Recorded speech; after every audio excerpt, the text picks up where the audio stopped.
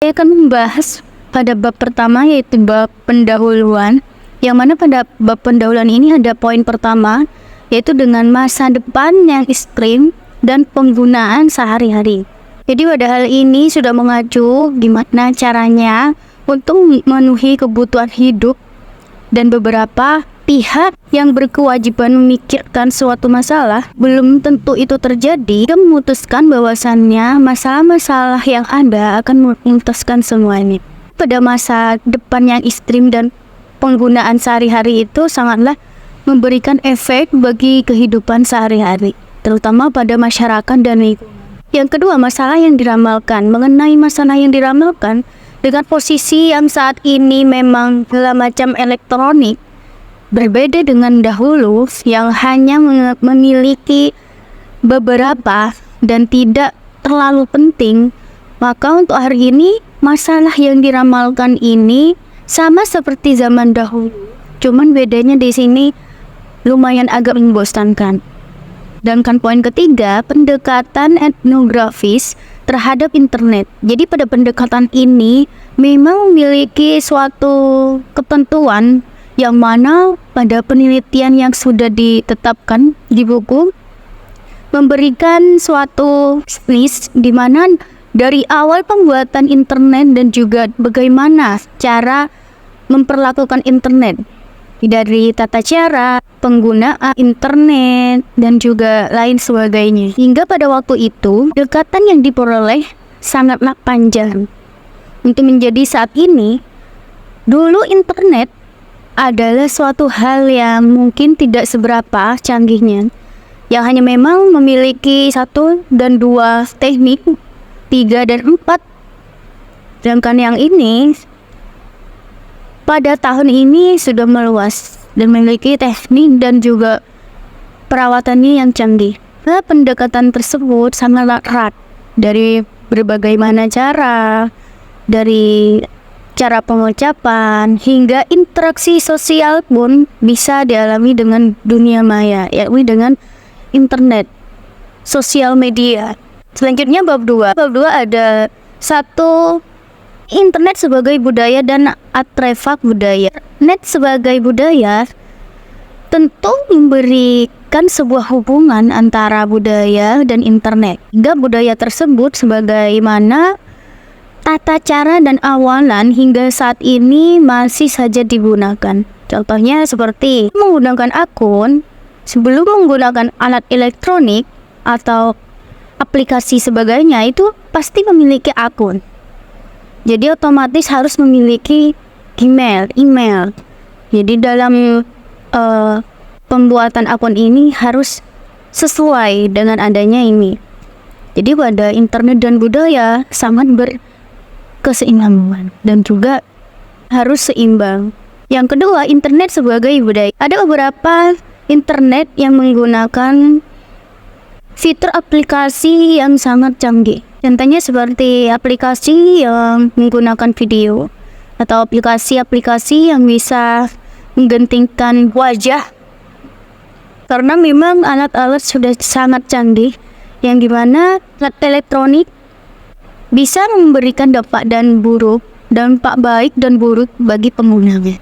Yang ketiga, internet sebagai artefak budaya melalui koneksi yang kompleks. Jadi pada bagian ini, internet itu sama halnya dengan informasi yang sempurna. Sehingga pada dasarnya internet ini ketika kita membutuhkan sesuatu, pasti semuanya muncul. Pasti semuanya ada. Contohnya dengan memiliki suatu peristiwa yang tidak tahu bagaimana contohnya, dengan mengetik dan mencari di Google pun itu bisa keluar semuanya. Entah itu dari gambar, video, dan juga penjelasan. Itu sangatlah seksama dan detail. Bab ketiga, objek virtual etnografi, membahas tentang peran pengalaman dan interaksi tatap muka. Virtual etnografi itu merupakan metode penelitian yang menggabungkan teknologi digital dan etnografi. Di dalam konteks virtual etnografi, internet serta platform online itu digunakan untuk mengamati interaksi sosial budaya di ruang digital. Objek virtual etnografi itu banyak banget macamnya, kayak komunitas digital. Contohnya forum diskusi, grup Facebook, grup Telegram, grup WhatsApp. Pokoknya semua grup media sosial. Terus ada juga permainan daring atau game online. Karena di dalam permainan game online itu ada terlibat percakapan. Objek selanjutnya, media sosial itu sendiri, tentang pola perilaku dan tren-tren di media sosial.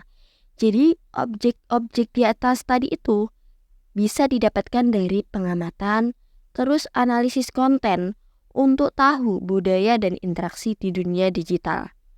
Juga untuk menjelaskan kalau produk tertulis dari etnografi itu narasi dan pengalaman.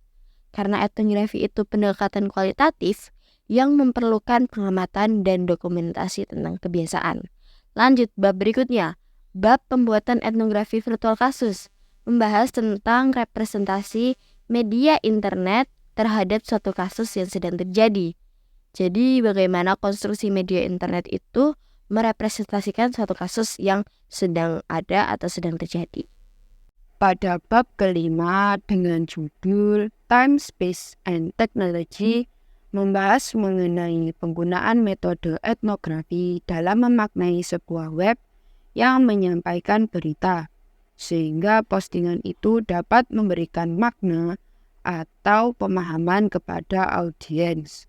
Para jurnalis membuat sebuah konten dengan menyesuaikan audiens yang akan dituju.